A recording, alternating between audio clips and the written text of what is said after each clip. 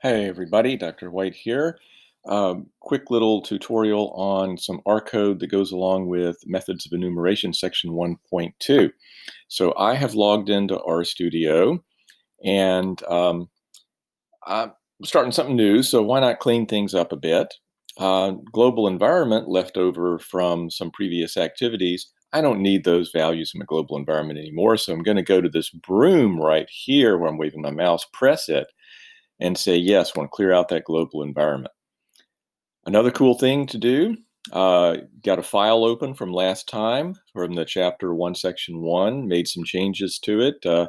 Remember, we had saved this file into our home directory. Let's go ahead and save those changes. So you can go to File, Save, or you could do the shortcut Command S. Right now, your changes have not been saved because see, that asterisk shows you that. But when you do say save, I'll do Command S, that asterisk goes away. That tells you you saved your work.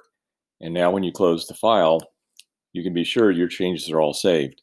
Now I'm only looking at the console up here. Hey, let's go to section 1.2 script. So that's over in the common folder. So in the files pane here, I go to the ... over here, and I say /com, and Dr. White stuff, and MAT 331, and scripts, and chapter 1, section 2.R. Bring it up. Now, that's a buffer that's pointed back at a file in the common folder. I need to own a file, so I'll say File, Save As. I will point myself with the ... dots back home, twiddles, say OK. My notes, probably a good place to go. Double click on it, and you'll get into Home, My Notes. Save it there. Now, this buffer you're looking at, the edit pane, points to a file that's in your My Notes. You own it. So you can make changes and things like that. So what we got here, let me make the screen a little bit bigger. Some stuff to go with section 1.2. Actually, there's a table of contents sections here.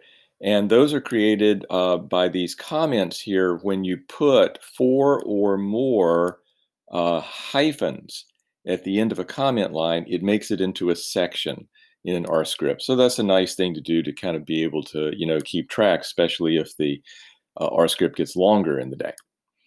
So combinations. How do you get the number of combinations of n things taken k at a time using R?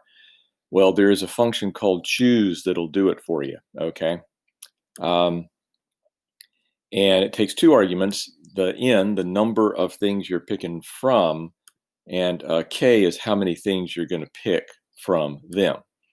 So if I were to run this, Command Enter, then down in the console, I get the expected 10. Next up, if I needed to just do straight up factorials, how can I get them? Well, a very quick way is to use the factorial function. So factorial 10 is the same as 10 factorial. I could do a Command S, or I could just say run what I've selected. And that big number down in the console is my 10 factorial. Next section, permutations. There's not a special function in base R to get permutations, but that's because you can just take the number of combinations of n things taken k at a time and multiply by k factorial, and that get you back to the permutations.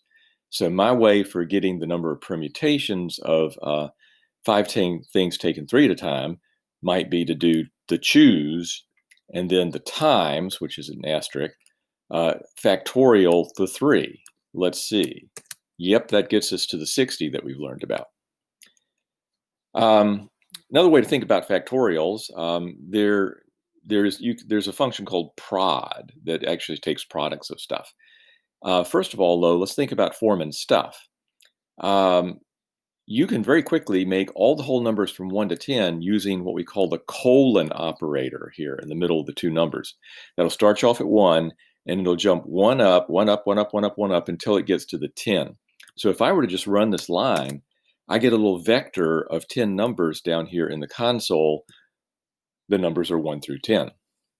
Similarly, if I do 5:3, it knows then to jump down by 1, and so I get 543 in the console. So I could get 10 factorial if I just did prod 1 colon 10. Ta-da. Or if I think about how permutations come about using multiplication principle, permutations of 5 things taken 3 at a time would be 5 times 4 times 3 by the multiplication principle. So prod 5, 3 would get it for me. Great. So simple ways to do some computations to help you out in methods of enumeration. See ya later. Oh, wait.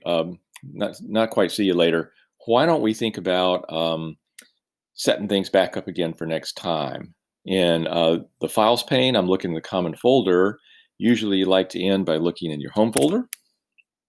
Ta-da. And if you're finished with a particular file, you might want to close it. Another thing that's cool is go to session and say restart R. And that way, if you've loaded any packages lately that you might not want to use later on, they get unloaded. And you're kind of like starting from scratch. Anyway, time to log out. So that's where you head to your name, go past the home, and head to sign out. Alrighty, see ya next time.